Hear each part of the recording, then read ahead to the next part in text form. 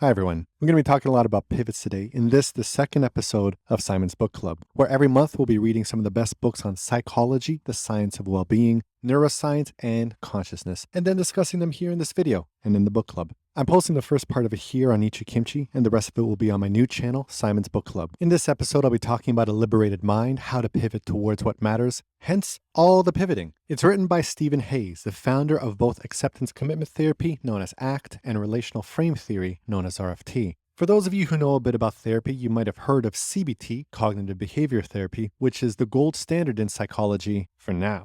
ACT is right up there with it, but it's not as popular yet. A good part of this book focuses on the shortcomings of CBT and how, while CBT is part of the second wave of psychotherapy, ACT is at the forefront of the third wave. If you're interested in mental health and well-being, then ACT is where you need to be looking. ACT is one of the most well-researched forms of behavioral intervention with hundreds of randomized controlled trials and a bunch of meta-analysis as well, meaning it's not some new fandangle trend. This stuff is solid science, and many therapists have taken on ACT. From the resume I'm about to read you, it seems like ACT can do it all. It can reduce chocolate cravings, improve overall diet and exercise, manage stress, improve sleep, improve mental health better than medication, help with depression, anxiety, substance abuse, eating disorders, psychosis, can change your genes, and I don't mean denim, greatly help with autism, and there's a really touching story on that, improve your relationships with your children and romantic partners, overcome prejudice, improve performance, learning, and creativity, reduce procrastination, improve your spirituality. I'm not even done yet. Cultivate forgiveness, cope with illness and disease, reduce sick days at work, help with chronic pain, diabetes, cancer, tinnitus, which I've heard called tinnitus, which doesn't make sense. Is it sinusitis or sinusitis? It's silly. Terminal illnesses. And it can even help fight the spread of Ebola in Sierra Leone. I could be wrong here, but based on what I'm getting from this book, and based on all the studies and trials, ACT is a miracle cure that can help you in every aspect of your life. Every. You want to be a better chef? Use ACT. You want to do better at school? ACT. Want to be a better actor? ACT. You want to be better at leaving YouTube comments? ACT. Except for here. Ain't no comments popping up in this video. So in this episode, I'll be talking a lot about psychological flexibility, how avoiding suffering is causing more suffering. I'll be talking about the voice in your head, known as the Dictator Within, how it was born, how it keeps on growing, and how to free yourself from it. I'm also covering the 6 points from inflexibility to flexibility, growth mindsets, why CBT isn't as effective, and how you can build your own toolkit to incorporate ACT into your life. For this video though, I'll just be speaking about the voice inside your head, the Dictator Within, the voice that only you can hear. The one that narrates your life for you and takes you down many different tangents like, oh, it's raining outside. I should take the plants out so they could get watered. Matter of fact, when's the last time I drank water? I should be drinking 8 glasses a day. Isn't that what they say? I heard something about drinking too much water and how you should only drink when you're thirsty, and I'm not thirsty. Or am I? Let me try. Wait, first let me get to those plants. This is the voice that keeps you up at night. This is the voice that tells you to be ashamed of yourself for that bad joke. This is the voice that makes you doubt yourself, that tells you stories to worry about, that tells you that you're not good enough, that others aren't good enough. It is the ever-present voice, the one that gets us out of the present moment of I, here, now, and either rehearses the future or rehashes the past. This is the voice that gives you your sense of self, your ego in the most literal terms. This is the voice that people identify with. Or as Hayes puts it, whether the voice is positive or negative is not as important as whether it dominates us. What is so potentially dangerous about the power this voice can have over us is that we lose contact with the fact that we are even listening to a voice. This here is a very important observation, one that I don't think a lot of people are aware of yet. We are not our thoughts. We can just listen to our thoughts. Very often we are hijacked by our thoughts, but our thoughts are not who we are. Who we are is a later part of this discussion. Think of it this way. Let's do a little bit of an experiment. I'm gonna put on my namaste voice for this one. Okay, be open-minded here for a bit. Right now, give your full awareness to what you're seeing. Everything that's popping up in front of your eyes right now, the awkward stock footage on your screen, the stuff out of focus behind your screen, the fuzzy items at the edge of your peripheral vision, you can be aware of all of that. Now, unhook your awareness from what you're seeing and direct your full awareness to what you're hearing. What music and words are happening in front of you? What ambient noises are around you? What sound is your building making, coming at either your left or your right ear? Cool. Now, just for a bit, unhook your awareness from what you're hearing and direct your full awareness to your thoughts. Whatever is arising, whatever words, be aware of them. Watch them come. Where do they come from? Where do they go? Cool. So now you were aware of what you saw, but you weren't what you saw, right? You weren't the screen that you were looking at. And then you were aware of what you were hearing, but you weren't what you were hearing, right? So in the same way, you can be aware of your thoughts, but you are not aware as your thoughts. You have your awareness, you have your consciousness, and then you have the contents of your consciousness, be they sights, sounds, or thoughts, or whatever other sensation you're feeling. They all pop up randomly without your control, and you can either fuse with them and identify with them, or you could just be aware of them, observe them, and let them go. You are the awareness behind all three. All right. Thanks for doing that with me. And I know this might sound like mystical woo-woo shit, but this awareness of thoughts and distancing from thoughts isn't some kind of useless trick. It's a big part of not only ACT, but also a part of CBT and other forms of therapy. And it's central to Buddhism and mindfulness as well, if you want to go down that route. So this awareness of our thoughts and awareness that we are not our thoughts is just the first step, though. It's not like once you've seen how a magic trick is done, then you won't ever be suckered again. Oh no, you can be aware of the tricks of the mind and still get lured back in over and over again. It's not like the voice says, aha, you got me, fine, I'll stop, and then it leaves you alone. If only it were that easy. Fuck.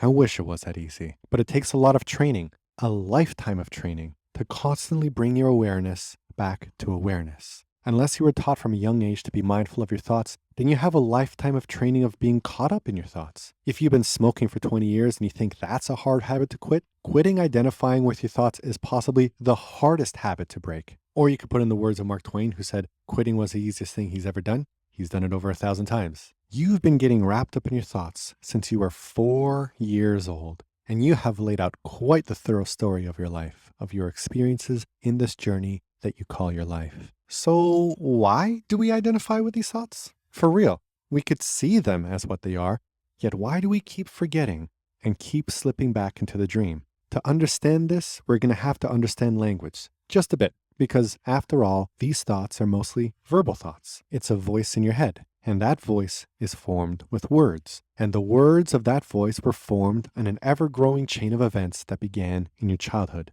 So to understand the fruits, let's get back to the roots. The core idea, according to Hayes, comes from how we acquire language as babies. Here's how it works. At first, we teach them by direct association and by using what psychologists call contingencies, learning when, if, then sequences, such as when I see this face, if I say mama, then happy tickles will follow. And we still have these kinds of contingencies in language later on in life, though they get more complex. When you see a puppy, if you pet it, then you feel happy. When you feel hungry, if you eat a pint of ice cream, then you're going to regret it. When you see my videos, if you subscribe to them, then you will have all of your wishes in your life fulfilled. It's true. Try it out. We're not just limited to contingent thinking, though. We shift later on into relational thinking, which is where the seeds of your identity are planted. So children start learning relations of one item to another with frames such as blank is bigger than blank. And out of those relations, they can connect them to other relations. Does that sound like gobbledygook? Okay, so here's an example. We can say to a child who has learned this relational frame, not only the house is bigger than the car, but God is bigger than the universe, and the child will understand. The child will also be able to say, the universe is smaller than God, and since I'm smaller than the universe, God is bigger than me. They can combine frames into cognitive networks. These cognitive networks are where the magic starts to happen, because it's when we move away from just forming thoughts about what's happening in front of us, and we could start using our imagination to put these frames to work, and we could form abstract ideas out of them, even with items that aren't directly related to one another. Hayes provides a great example. You can assess for yourself what I mean. Think of any two objects, anything. Once you have done that, how is the first one better than the second? You will find an answer very shortly. How did the second cause the first? Think hard. Again, an answer. How can you only think rational thoughts if the very nature of thought allows anything to be mentally related to anything else in any way at any time? Were you able to think of an example? Here's mine. I thought of my dog Fudgy and coffee. Fudgy is better than coffee in many ways. He's a doggy, and he's snuggly. How did coffee cause Fudgy? I had a coffee shop in Korea, which let me earn enough money to buy him. So, if you're following, we moved from contingent thinking and added in the vast network of relational thinking, and with it, the power of abstractions and imagination. Now, here's where the very big kicker comes in. There's a very special moment right around the age of 3 or 4 where we get 3 very important relational frames combining into one. And those 3 frames are I versus you, here versus there, and now versus then. We get the combination of person, place, and time. And boom, like the Big Bang, your sense of self is born. The perspective-taking relations of person, place, and time merge into an integrated sense of perspective, a sense of observing from I, here, now appears. Metaphorically, you show up behind those eyes of yours, and at the same moment, you know that your mother is behind hers. You have developed a sense of awareness of living in the world as a conscious human being with a point of view. There is a quality of fromness to this kind of awareness. You not only see and see that you also see that you see from I, here, now. What's more, this sense of self is based on symbolic relations.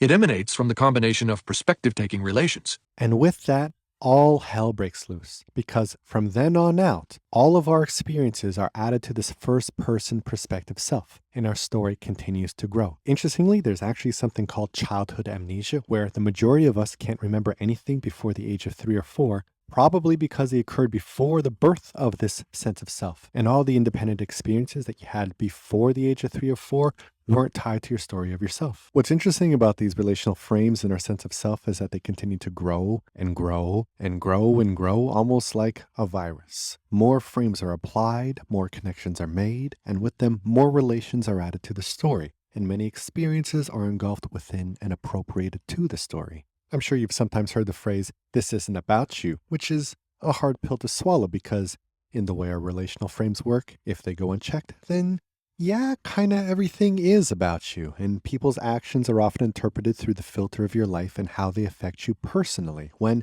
really most people aren't thinking about you or reacting to you, they're just trying to get by in their own lives and fulfill their own goals.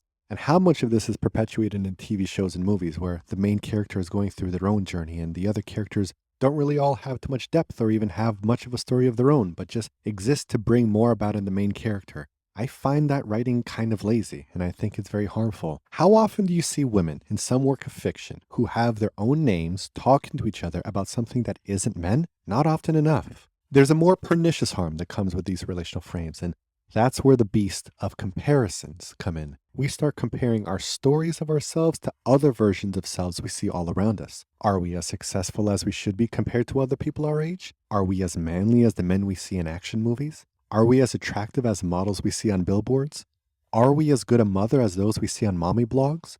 Are we as good a couple as the ones we see on YouTube? Yes, probably, definitely yes on that one. How often do we compare the behind the scenes of our lives to the highlight reels of others? And in doing so, what immeasurable amount of suffering do we heap upon ourselves with these relational framings when we try to get our story to align with the story that we want to show others? Many of us know how unhealthy comparisons can be, and yet that doesn't really stop us from somehow falling back under this spell from time to time. Why is that?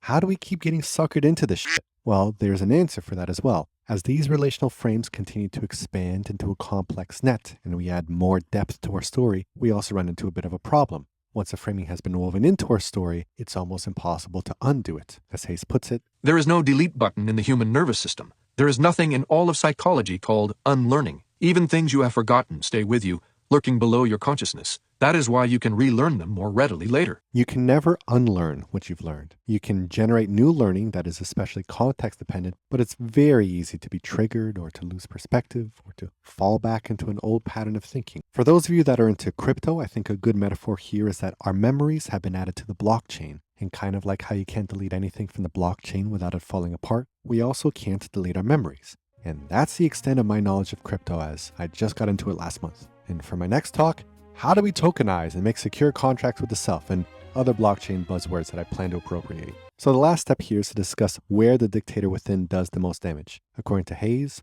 one of the most harmful ways in which our minds become trapped in our thought processes is by learning or inferring problem-solving rules that we convince ourselves we must follow. Rules are a great thing in many ways, as they're crucial for society to get by and for us to all get along. They're important for understanding what decisions to make in the future based on the predictable outcomes of following rules. We can't live in a world without them. However, we can have too much of a good thing, like ranch dressing. Sure, it's great when you put it on your salads or in your burgers, but it's not as good if you put it in your dessert or in your car or on your boss's head.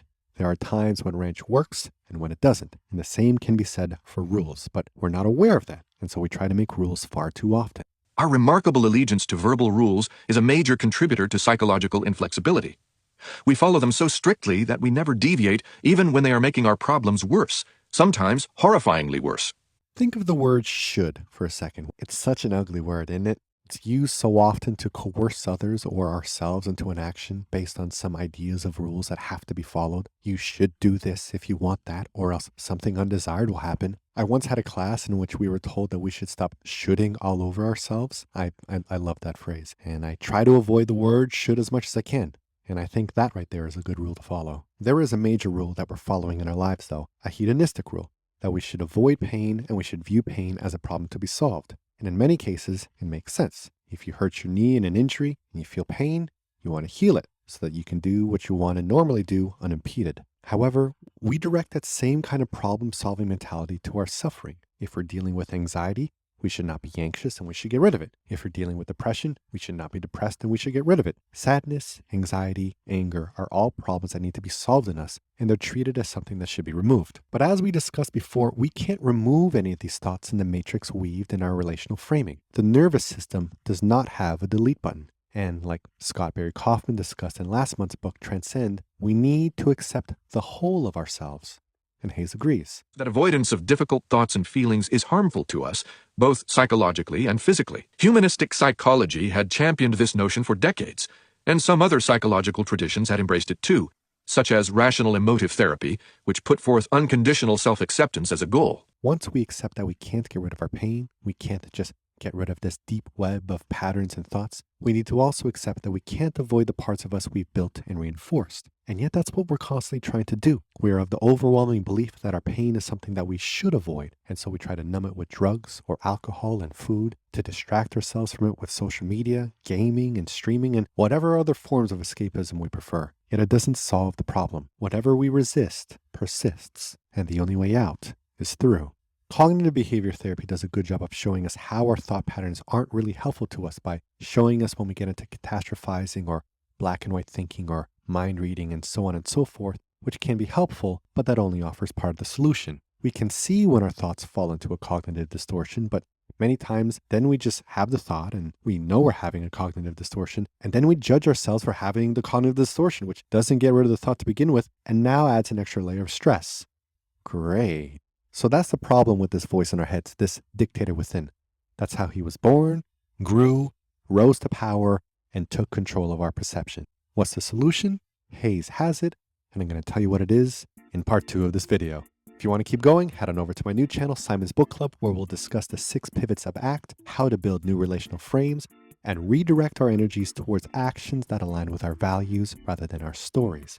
It's all good stuff ahead. And if you like the topics I'm discussing in these videos and want to support me in this project here, head on over to patreon.com/Simon's Book Club, where we have a monthly book club meetups, both online and in person, along with a great Discord server where we're having some solid discussions. I've kept the comment section off in these videos for obvious reasons, so the Discord has been my way to safely interact with you, with your thoughts on the book and the video pre and post production. I miss being able to talk with you all, so thank you to those of you who are on there with me, including Brian, Llama, Panda, May, Steph, and Jen, just to name a few. Okay, enough advertising.